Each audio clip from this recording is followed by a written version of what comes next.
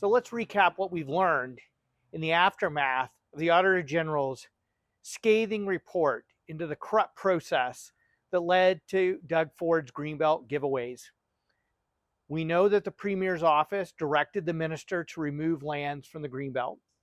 We know that the minister's chief of staff led this process outside of the usual nonpartisan public service process.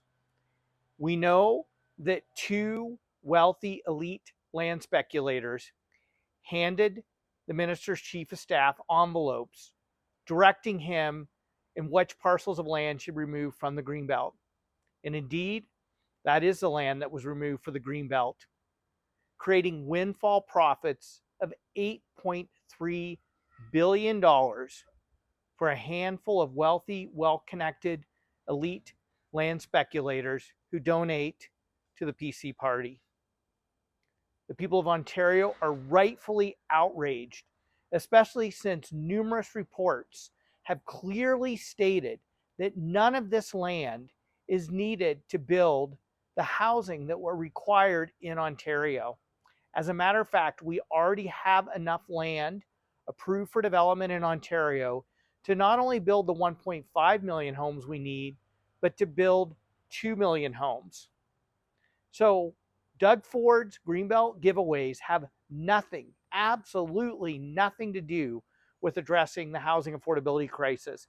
As a matter of fact, they're going to make the crisis even worse because of the huge expense of having to service sprawl onto Greenbelt lands that currently have no servicing. It is clear Premier Ford doesn't care about average ordinary people. He doesn't care about solving the housing crisis. Instead, he's willing to break all the rules and roll out the red carpet so a handful of wealthy, elite land speculators who donate to the PC party can cash in at the tune of $8.3 billion, while we all bear the cost of that. Threats to our food security at a time when grocery bills are going through the roof. Threats to our $50 billion food and farming economy. Financial risk to municipalities and local property taxpayers having to pay for the servicing of these lands.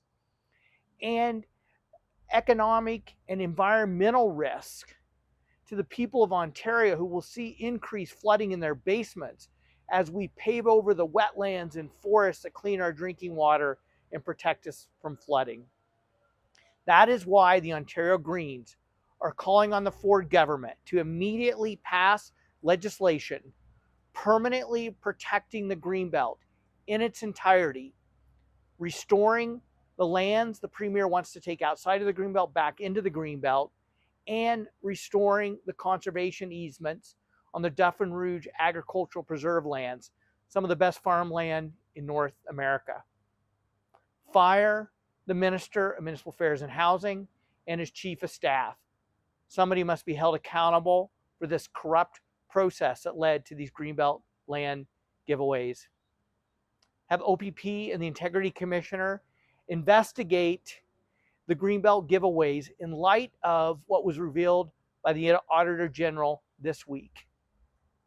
And finally, put forward real solutions to the housing crisis so we can build homes that people can actually afford in the communities they want to live in. And that starts with passing my bills to make it easier to increase supply through gentle density and missing middle housing, so we can build affordable, connected communities that people want to live in. The Ontario Greens will continue to stand with people all across this province outraged by the actions of the Ford government and who want real solutions to the housing crisis.